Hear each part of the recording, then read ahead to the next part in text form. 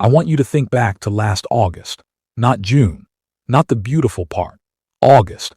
Picture your garden specifically in the third week of August on a hot afternoon. The black-eyed Susans that looked so promising in July starting to look leggy and tired. The annuals you planted in May giving everything they had left but clearly running out of steam. The bare patches where the spring bloomers finished weeks ago and nothing came in behind them.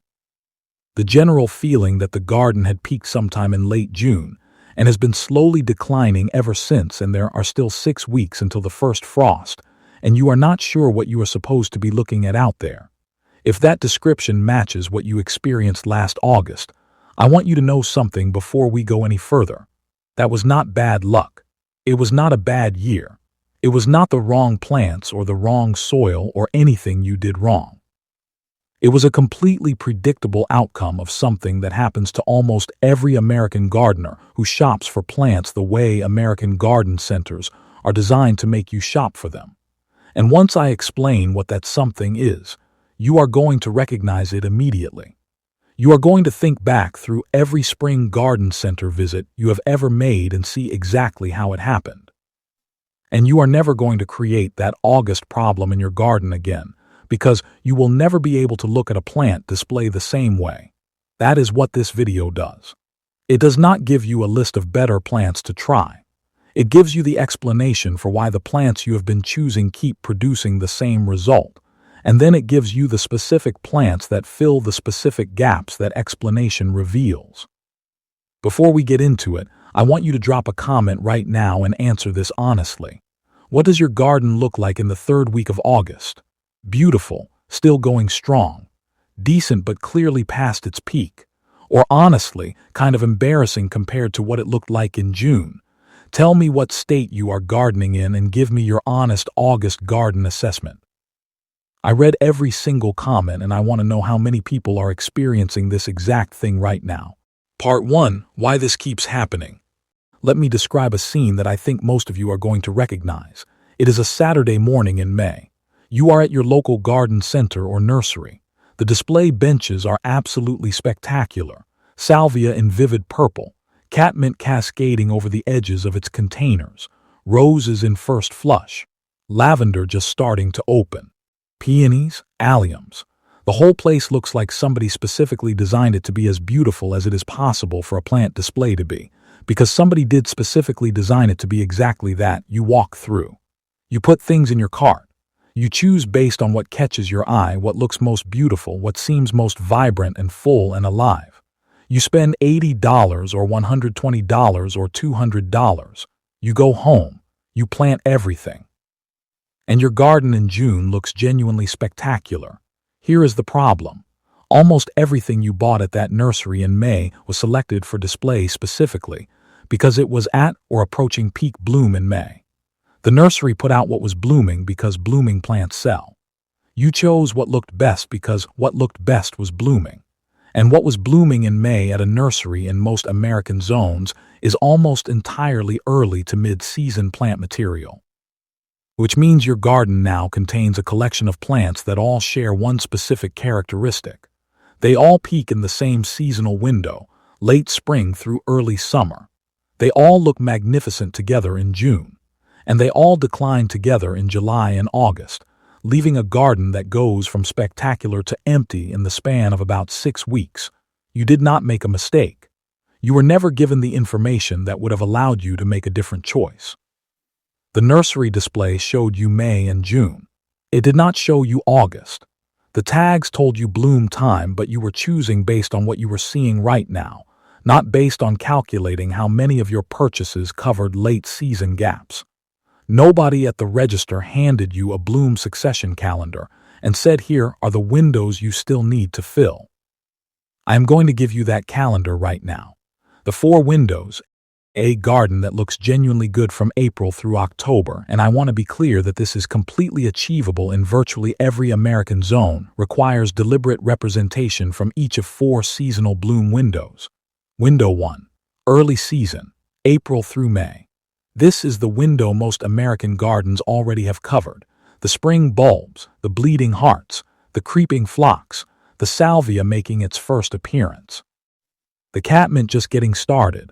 Most people who have gardened for more than a few years have reasonable early season coverage because spring is when everyone is most energized about the garden and most likely to be planting and paying attention. Window 2. Mid-season, June through July. This is the window that fills itself at the garden center. Coneflowers, black-eyed Susans, daylilies, garden phlox, most of the plants on every gardening channel's summer list. This window is almost universally well represented in American home gardens because these are the plants that are most visible, most widely sold, and most heavily promoted. If you have any perennial garden at all, you probably have decent mid-season coverage. Window 3. Late season, August through September. This is the first empty window for most American gardeners. The window where the garden starts looking tired and nothing is coming up behind what is declining. This is where the August collapse happens and where the specific plants I am going to cover in this video live. Window 4. Fall, October through frost.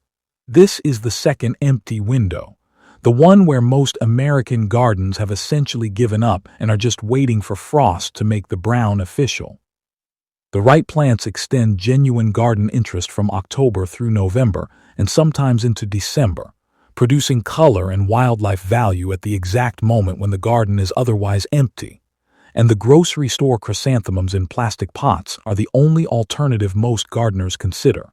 Here is what I want you to do right now, and I mean right now before you watch another minute of this video. Think about your garden specifically. Not a general garden, your actual garden. And ask yourself honestly, how many plants do you have that are at their peak in August? Not still going from June, but genuinely at their peak, producing their best and most abundant display in the third week of August. For most gardeners, the honest answer is 2 or 3 plants at most. Some will say none. Almost nobody can name 5 or more plants that peak specifically in August in their current garden. That number, whatever it is for you right now, is the gap this video fills. Part 2. The Late Season Plants. Late Season Plant 1. Rudbeckia Goldsturm. I know you know Rudbeckia, black-eyed Susan. It is on every list. You have probably grown it. But I want to talk about it specifically in the context of late-season performance, because most people who grow Rudbeckia are not getting the full value of what this plant offers in August and September. And the reason is a variety selection mistake that is completely easy to correct. There are many Rudbeckia varieties available in American garden centers, and not all of them perform the same way through late season. The standard species, Rudbeckia hirta, peaks in July and begins declining in August. If this is what you have been growing and you have been disappointed by how it looks in late summer, this is why.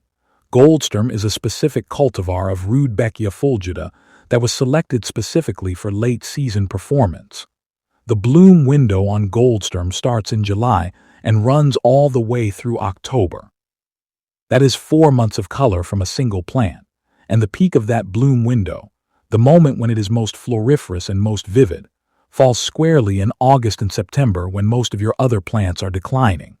The University of Georgia conducted performance trials specifically comparing Rudbeckia cultivars for bloom period and floriferousness across American climate zones. Goldsturm outperformed the standard species on both measures consistently. This is documented research from a credible institution that tests plants under real conditions, not marketing language from a seed catalog. When you are standing in front of a display of Rudbeckia varieties at your garden center this spring, that research is the reason to choose the tag that says Goldsturm specifically. The golden yellow petals and dark chocolate center are vivid and saturated enough to read from across a yard, and in August when most of what surrounds it is green and tired. That color is genuinely startling in the best possible way. It photographs spectacularly in the low golden light of late summer afternoons, which is an aesthetic benefit that sounds trivial until you are sitting in your yard on a September evening and the light hits it and you think, this is why I garden. USDA hardiness zones 3 through 9. Full sun. Average to poor well-draining soil. Drought-tolerant once established. Spreads slowly through rhizomes and self-seeds generously. Leave the seed heads standing through fall and winter. Goldfinches strip them from October through February, and the dried structure provides genuine winter interest in a way that a cutback stub never does. One important planting note that most people miss. Goldsturm is significantly more vigorous and more floriferous in its second and third year than in its first. A new planting looks good. An established planting looks spectacular. Give it 2 full seasons before judging it. The plant you buy this spring will be more impressive next August than it is this August, and more impressive still the August after that. Late season plant 2. Russian sage. Russian sage blooms from July through the first hard frost. In most American zones, that means 4 to 5 months of continuous bloom from a single planting. I want to say that again because it is genuinely unusual in the perennial world. 4 to 5 months, not 4 to 5 weeks. Months. The flowers are tiny, lavender blue, covering silvery white aromatic stems in such density that the overall effect is not individual flowers, but a cloud of blue-silver that moves in any breeze and catches light in a way that makes it look almost luminous in late afternoon sun. In August, when most gardens are moving toward green and brown, a mature Russian sage planting is at absolute peak performance. A luminous blue-silver presence that makes everything around it look more intentional by contrast. But I want to tell you something about Russian sage that most gardening content either glosses over or mentions briefly without giving it the emphasis it deserves, because it is the fact that determines whether your Russian sage is spectacular or disappointing, and most people get it wrong. Russian sage performs better in poor soil than in rich soil. Not equally well. Better. The lean, dry, unamended soil that you would never plant most perennials in is the precise condition in which Russian sage produces its most upright, most floriferous, most structurally impressive growth. Planted in rich, heavily amended, well-fertilized soil, and it produces lush, soft growth that cannot support its own weight. Floppy, sprawling, needing staking, producing fewer flowers than the photographs promised. Planted in your worst, leanest, most neglected soil, and watch it produce the 4-foot upright specimens you see in professional landscape plantings. This matters for the late season context, specifically because the parts of most American gardens that are least maintained, least amended, and most likely to have poor dry soil are often the back borders, the edges near fences, the transition zones between maintained garden beds and lawn areas. These are the exact locations where Russian sage will perform at its absolute best, and where it will solve the late-season emptiness problem with no additional soil preparation, no fertilizer, and no ongoing attention. USDA hardiness zones 4 through 9. Full sun, non-negotiable. Poor to average well-draining soil. Extremely drought-tolerant once established. Cut back hard to 6 inches in late February or early March. That is the complete annual maintenance for a plant that blooms for 5 months. Late season plant 3. Joe Pye Weed. This is the plant on this list that I expect will generate the most pushback in the comments, because the name Joe Pye Weed does not exactly inspire confidence, and because most American gardeners who have encountered it in the wild along roadsides or stream edges have filed it mentally under native weeds and moved on without a second look. I want to ask you to hold that reaction for about 2 minutes while I describe what Joe Pye Weed actually does in a garden in August. Because the gap between how it presents in the wild and how it performs in a garden is larger than almost any other native plant I can think of. Eutrochium purpureum, which is its botanical name, and which I will use because it deserves a name that does not include the word weed, produces large, domed flower clusters in dusty mauve pink on strong, upright stems in late July through September. The flower clusters are substantial, 6 to 8 inches across on established plants, carried on stems that reach 4 to 7 feet tall depending on the variety. The overall effect in a garden is one of the most dramatic vertical presences available in the late-season American garden. A plant with genuine architectural authority that commands attention from a distance and rewards close examination with the detail and complexity of its flower structure. And the wildlife activity around it in August and September is extraordinary. I want to be specific about this because I think specific observations are more persuasive than general claims. On a warm afternoon in late August, a mature Joe Pye weed planting is working. Tiger swallowtails, monarchs in migration, painted ladies, multiple native bee species including bumblebees that grip the flower clusters and work them systematically for extended periods, skippers. The activity is dense enough and diverse enough that it is genuinely captivating to watch, not in the way that a bird feeder is captivating, but in the way that a living ecosystem is captivating when you are sitting close enough to observe its details. For a gardener who has been trying to attract butterflies and pollinators to their yard with mixed results from the conventional plant suggestions, Joe Pye Weed in late August is the answer to that frustration. It is one of the most reliably and densely visited native plants by late-season pollinators available to American home gardeners, and it is available at most quality independent nurseries and native plant societies for $8 to $15 per plant. For variety selection, Gateway is the most widely available named variety and stays a more manageable 4 to 5 feet rather than the 6 to 7 of the wild species. It has a slightly more compact flower cluster and a sturdier stem that does not require staking in most garden conditions. Little Joe is a newer compact variety that stays 3 to 4 feet, appropriate for smaller gardens where the standard height would be overwhelming. USDA hardiness zones 4 through 9.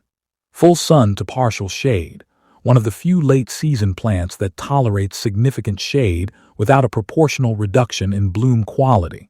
Moist to average soil.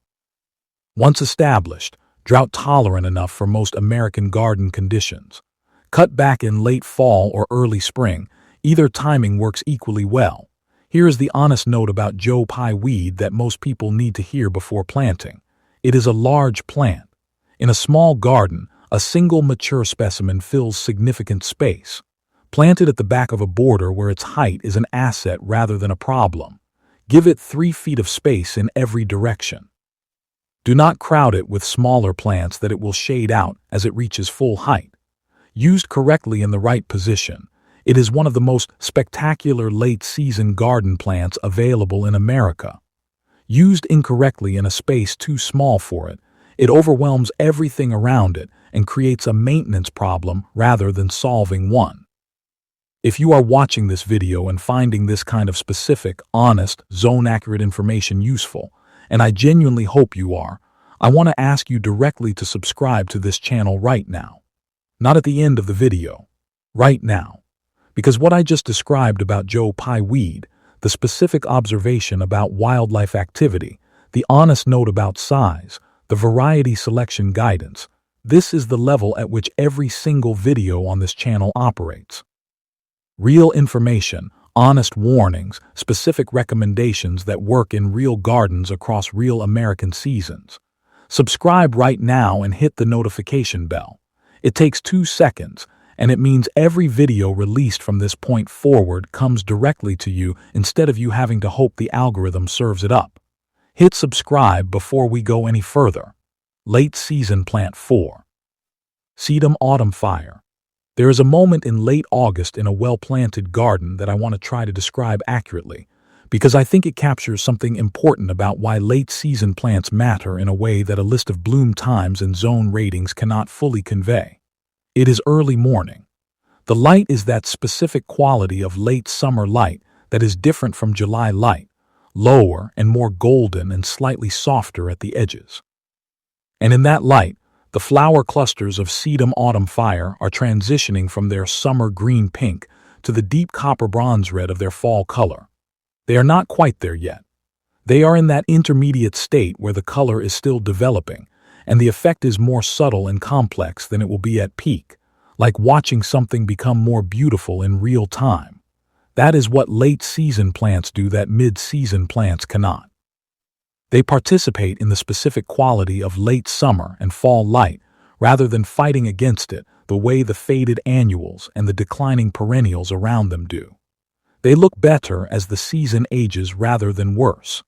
Sedum Autumn Fire is the most reliable large upright sedum available to American gardeners for late-season container and garden performance. It produces flat-topped flower clusters on sturdy stems that need no staking, in a progression of color that runs from pale pink in late summer through deep copper red in fall, and then to rich brown dried seed heads through winter that stand through frost and snow with genuine structural presence. The bloom window runs from late August through November. It is genuinely at peak performance in the weeks when most other garden plants have finished. And when early frosts arrive and the surrounding garden starts showing cold damage, the sedum stands completely unbothered, its color deepening rather than fading, looking more dramatic against the frost than it did in warm weather. The care instruction that produces Sedum Autumn Fire at its best is the same counterintuitive advice that applies to Russian sage. Do not enrich the soil. Do not fertilize. Do not plant it in your most carefully amended garden bed. Sedum planted in rich soil produces tall, lush growth that falls open in the center and looks floppy and untidy at exactly the wrong time of year. Sedum planted in average to lean soil stays compact, upright, and structurally clean through its entire season. Match the plant to its preferred conditions and it rewards you. Override those preferences with good intentions and you get a less impressive version of what the plant is capable of. USDA hardiness zones 3 through 9. Full sun. Average to poor well-draining soil. Drought tolerant in a way that most perennials are not, which makes it one of the most reliable performers through the hot, dry weeks of late summer that stress more moisture-dependent plants into early decline. Cut old growth to the ground in early spring before new shoots emerge. That is the complete annual maintenance. One task, 5 minutes per plant once per year. Late season plant 5. Agastache. Agastache is the plant that experienced gardeners in Texas, Arizona, New Mexico, and the entire southwestern corridor have known about for years, while the rest of the country has largely overlooked it. And the reason it belongs specifically on a late season list is that it does something almost no other perennial can claim honestly. The hotter it gets, the harder it blooms. Most perennials slow down in temperatures above 90 degrees. They conserve energy, reduce flower production, and wait for cooler weather to resume full performance. Agastache does the opposite. Its flower spike production accelerates in heat. August, the hottest month in most American zones, the month when other plants are most visibly struggling, is the month when Agastache is at absolute peak. The flower spikes are tubular, rising 2 to 3 feet above aromatic foliage in orange, coral, pink, purple, and bicolor combinations depending on variety. The fragrance of the foliage is genuinely exceptional, a clean combination of anise and spearmint that releases whenever you brush past the plant, or whenever a warm breeze moves through the garden.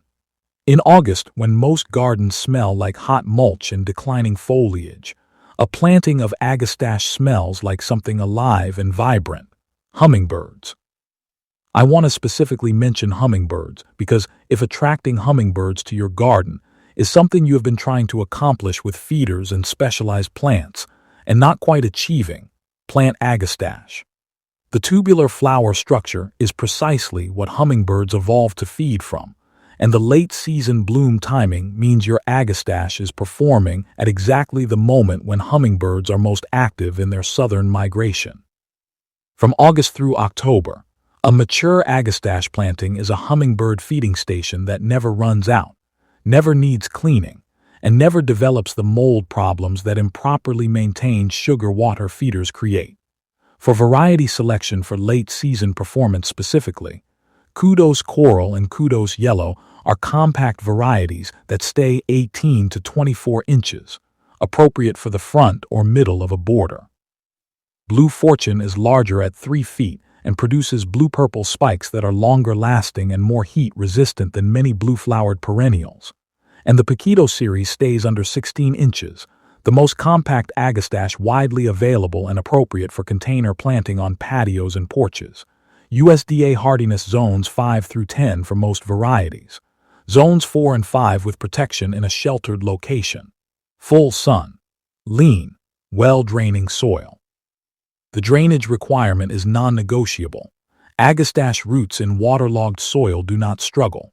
They rot. Use terracotta containers if growing in pots. Amend garden soil with perlite if your drainage is questionable. Cut the entire plant back hard to 6 inches in early spring before new growth emerges. This single cut forces a dense, productive growth habit that generates significantly more flower spikes than an unpruned plant. Skip it and you get an open, loosely structured plant that produces a fraction of the bloom display it is capable of. Do it, and you get one of the most floriferous and longest blooming late-season plants in your entire garden. Part 3. The Fall Window Plants, Fall Plant 1. New England Aster. I want to tell you about a specific morning in October that I think captures why New England Aster belongs in every American garden that experiences fall. It was mid-October. Cool enough for a jacket in the morning. The maples were turning at the edges of the yard. Most of the garden had gone to seed and dried structure, which I find genuinely beautiful in a different way from summer bloom, but which is objectively not colorful. And in the middle of all that quiet autumnal transition, the New England aster was in full bloom. I want to describe the color accurately because photographs do not do it complete justice. The flowers are daisy-form, with narrow petals in deep violet purple surrounding a yellow center that almost glows in the low October light. The color is saturated in a way that seems almost defiant given the season, not the pale, faded colors that many late-blooming plants produce as they push against their seasonal limits.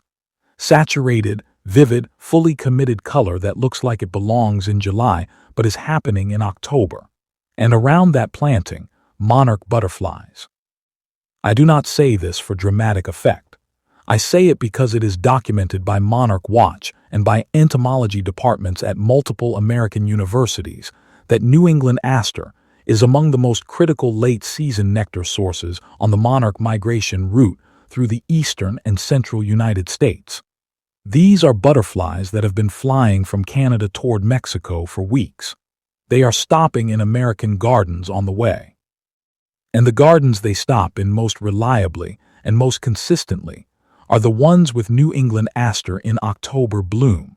When you plant New England aster, you are not just solving your fall garden color problem. You are providing a documented critical resource at a documented critical moment in the annual cycle of one of America's most beloved and most imperiled insects. That combination of beauty and ecological function is available from a plant that costs $8 at most garden centers and comes back every year without replanting. For variety selection, Purple Dome is the most compact named variety at 18 to 24 inches, stays tighter and more self-supporting than the species, and produces the densest bloom display of any aster variety I have grown. Alma Pachk is a vivid rose pink rather than the traditional purple, which provides a warm complement to the golden seed heads of surrounding perennials in the fall garden. And Purple Prince is slightly taller at 30 inches with a slightly earlier bloom time that extends the aster season at the front end. USDA hardiness zones 3 through 8. Full sun. Average, well-draining soil. Once established, moderate drought tolerance through summer. The care technique that delivers everything aster is capable of is one that requires you to do something in late May and then again in late June that feels wrong every single time, but produces results that justify the discomfort. Pinch every stem back by half in late May, every stem by half. The plant looks set back significantly, and for about 2 weeks it does not look like a plant with much potential. Then the pinched stems branch. Each one produces 2 or 3 new growing tips where there was one. In late June, pinch every stem back by half again. Same discomfort, same temporary setback, same branching response. By August, the plant you pinched twice has 3 to 4 times more flowering stems than the plant you left alone. By October, the plant you pinched twice is a dense, compact, self-supporting mound of hundreds of flowers. The plant you did not pinch is a floppy, open, sprawling plant that produces a fraction of the bloom display it was capable of and needs staking to stay upright. 2 pinches. That is all.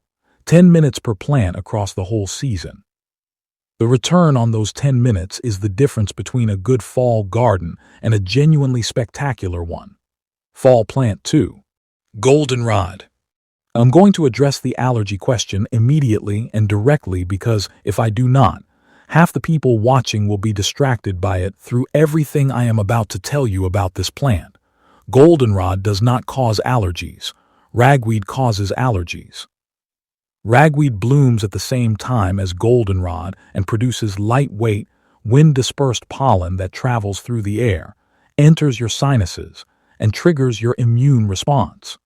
Goldenrod produces heavy, sticky pollen that is carried by insects, specifically by the bees and butterflies that work it so vigorously in fall. Heavy, sticky pollen does not become airborne. It physically cannot enter your sinuses unless you put your face directly into a goldenrod flower, which would be an unusual way to experience any garden plant. For decades, goldenrod was blamed for the allergy symptoms that ragweed caused because they bloomed simultaneously, and goldenrod was visible while ragweed, a nondescript green plant, was overlooked. This is one of the most comprehensive cases of mistaken botanical identity in American gardening history, and it has kept one of the most ecologically valuable and visually spectacular native fall plants out of American home gardens for an entire generation. Now that we have settled that, let me tell you what goldenrod actually does in a fall garden.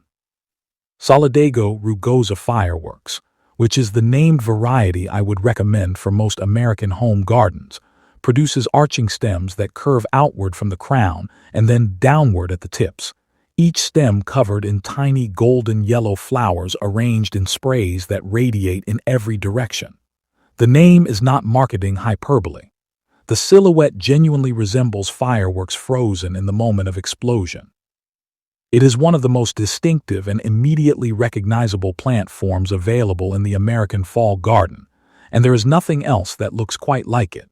It blooms in September and October.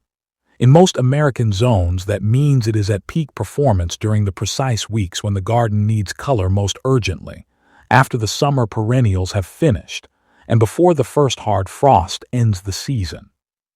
The combination of goldenrod's golden yellow and New England aster's deep violet purple is one of the best naturally occurring plant color combinations available in fall gardening, and it is available from 2 native plants that cost less than $20 combined and come back every year without any help. The ecological productivity of mature goldenrod in fall is something I find genuinely moving to observe closely. Native bees, including several species of specialist bees that feed almost exclusively on goldenrod pollen, work the flowers through warm October afternoons. Migrating monarch butterflies, painted ladies, skippers. The activity on a warm fall day around a mature goldenrod planting is a concentrated expression of what a native plant garden provides that no imported ornamental plant can replicate. A direct feeding relationship with the local insect ecosystem that has been co-evolving with this plant for thousands of years. USDA hardiness zones 4 through 9. Full sun to partial shade. Average to poor soil. Spreads by rhizomes underground and self-seeds readily, which means it fills in surrounding areas without any help from you and produces free plants every season. Divide every 3 years in early spring to maintain peak performance and manage spread. Every division is a complete, flowering plant that can be moved to another area of the garden or given to a neighbor. Fall plant 3. Toad lily. Toad lily earns its place on the fall window list by doing something none of the other plants on this list can do. It performs in shade in October. The late season problem is difficult enough in full sun gardens. In shaded gardens, it is genuinely severe. The shade-tolerant plants that carry the spring and summer garden, hostas, heuchera, astilbe, hellebore, almost all of them are either declining or dormant by October. The shaded garden in fall can look emptier and more defeated than the sunniest, most exposed garden on the same street. Toad lily, Tricetes, blooms from September through hard frost in partial to full shade. The flowers are extraordinary up close, small and upward facing, white or pale lilac covered in dark purple spots, with a central column of stamens and pistils that gives them an orchid-like complexity that makes people who see them for the first time stop and look twice, because they cannot quite believe what they are seeing is a real plant growing in a shaded corner of someone's yard. I covered toad lily in detail in the deep shade video, so I will not repeat all of that here. But in the context of the fall window specifically, I want to make one point that is worth emphasizing. If you have a shaded garden and your fall garden disappears in October, toad lily is not just an option. It is the answer. There is no other widely available perennial that does what toad lily does in October shade at this level of visual impact and this level of reliability. Miyazaki is the most widely available and most zone-reliable variety.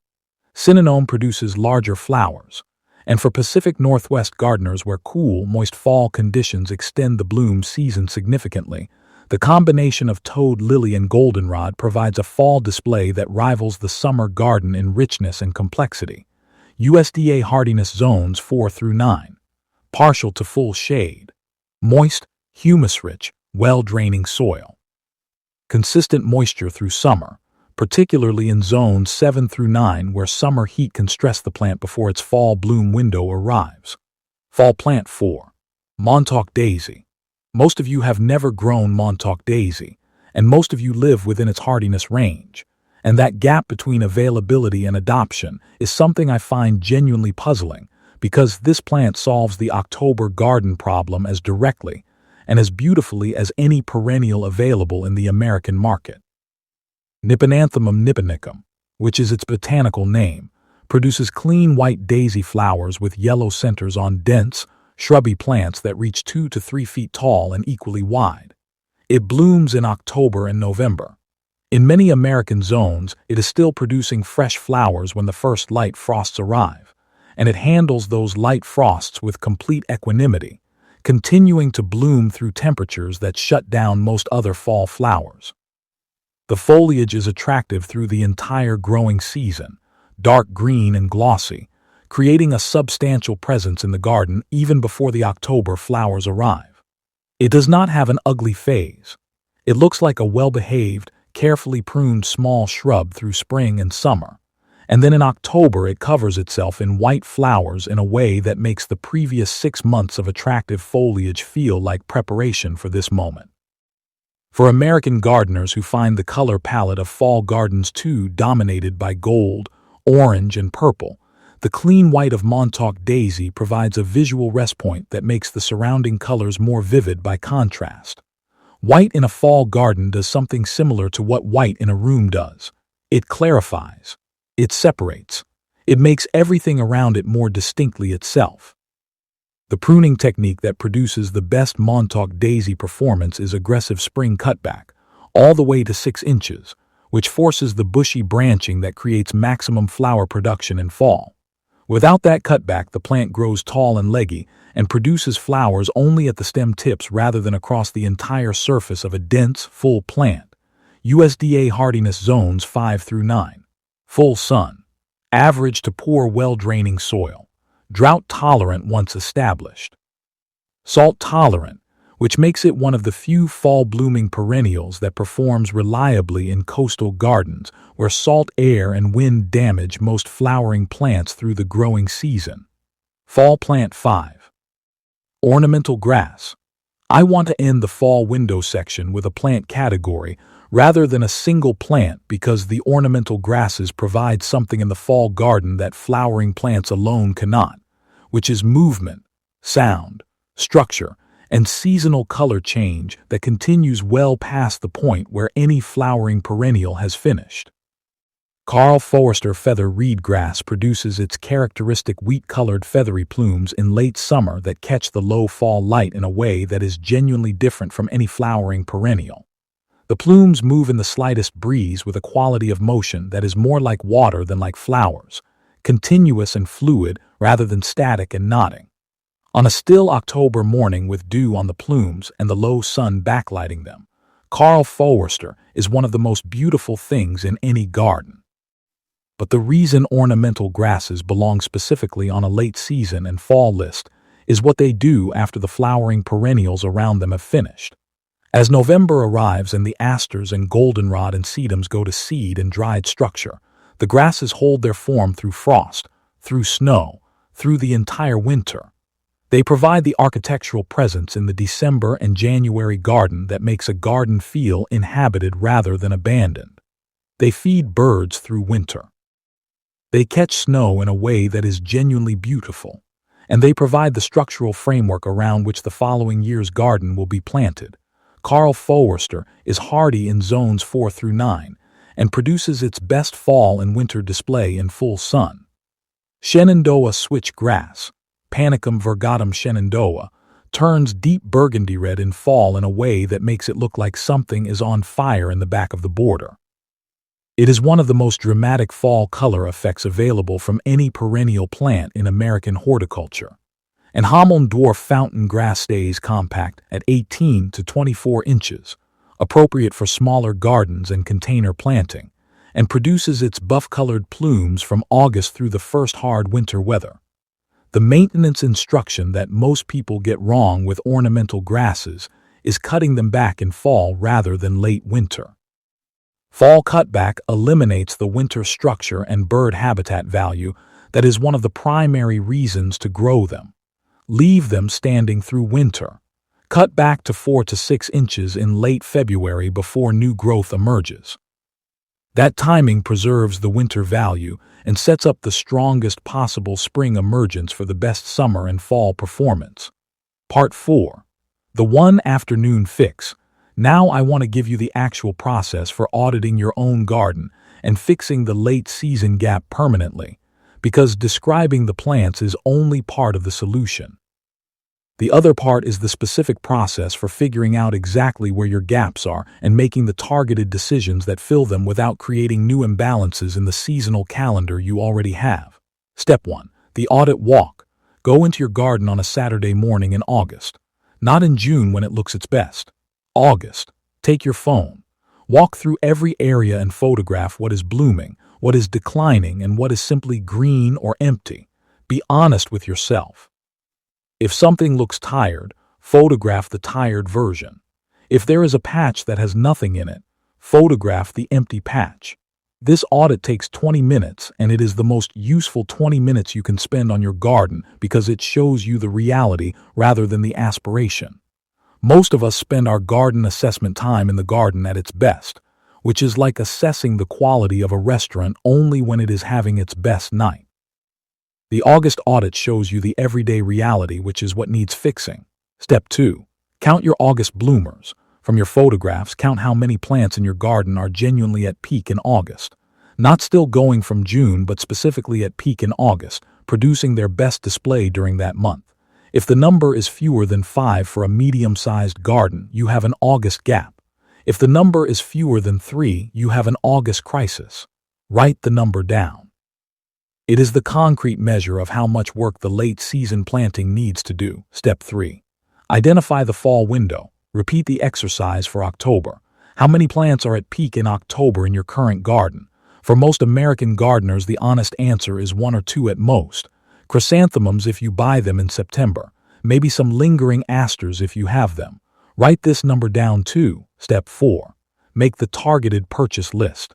You now know 2 things: how many late season plants you need and how many fall plants you need. The late season list: Rudbeckia Goldsturm, Russian sage, Joe Pye Weed, Sedum Autumn Fire, Agastache, provides the August through September coverage.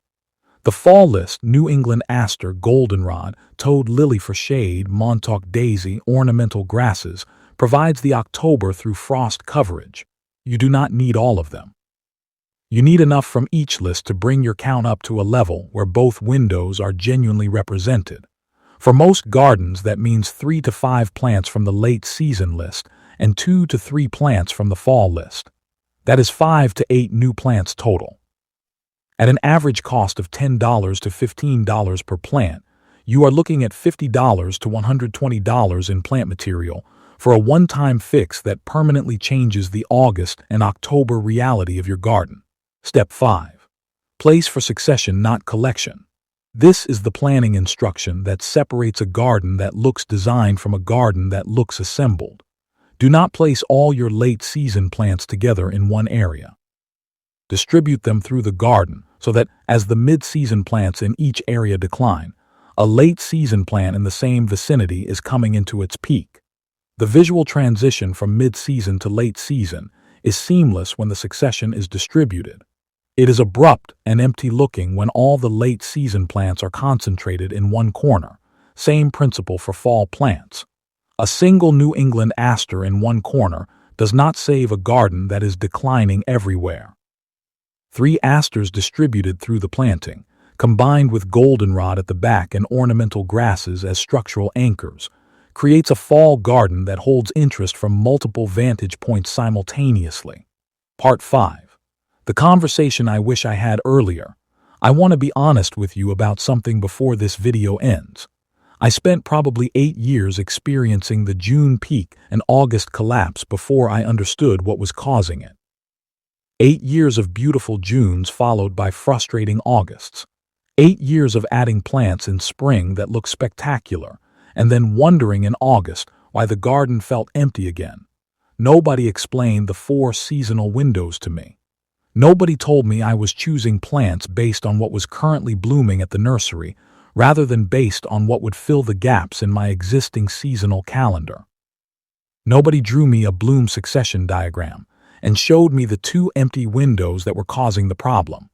I figured it out slowly, through a combination of observation, reading, and the kind of garden visiting that lets you see other people's gardens in August and notice that some of them look remarkable while yours looks depleted, and wondering what the difference was. The difference was always the late-season plants. Always. Every garden that looked genuinely impressive in August had deliberate late-season representation. Russian sage in the back, agastache drawing hummingbirds, Rudbeckia Goldsturm holding the front border in full golden bloom, sedums transitioning from summer green to fall copper, grasses beginning their fall color change. And every garden that looked depleted in August, including mine for those 8 years, was a garden where the planting decisions had been made entirely in spring based on spring appearance. The solution is not complicated. It does not require a redesign. It does not require removing what you already have. It requires identifying the 2 empty windows and filling them with the specific plants that were built for those windows. One afternoon at a garden center, this spring, with a list of the specific plants from this video. 1 planting session. And then in August next year that looks like a different garden from the one you have been looking at in August for the past several years. That is the fix. That is why the title says fix this once.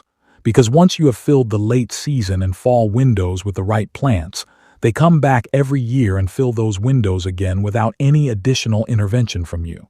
The fix is permanent. The August problem does not return. The complete bloom succession framework. I want to give you the complete picture before this video ends. Because the individual plant recommendations are only valuable in the context of understanding how they fit into the full seasonal calendar, April through May. You probably have this covered. But if you do not, the priority additions are bleeding heart for shade, creeping phlox for slopes and edges, and salvia for the first flush of mid-border color. These establish the spring framework that everything else builds from, June through July. You almost certainly have this covered, possibly too well. If your entire perennial collection is in this window, that is the diagnosis of your August problem. The mid-season plants are fine. They just cannot carry the garden alone through 5 more months of growing season, August through September. This is where you are adding Rudbeckia Goldsturm, Russian sage, Joe Pye Weed, Sedum Autumn Fire, and agastache. These 5 plants between them provide color, fragrance, wildlife value, and visual presence through the window that currently empties out your garden, October through frost. This is where you are adding New England aster, goldenrod, toad lily for shade gardens, Monarch daisy, and ornamental grasses for structure. These plants carry the garden from the end of late season through the first hard frost, and in the case of the grasses, well into winter. The complete calendar with all 4 windows deliberately filled produces a garden that has something genuinely worth looking at in every week from April through November. Not everything blooming simultaneously in a peak that collapses.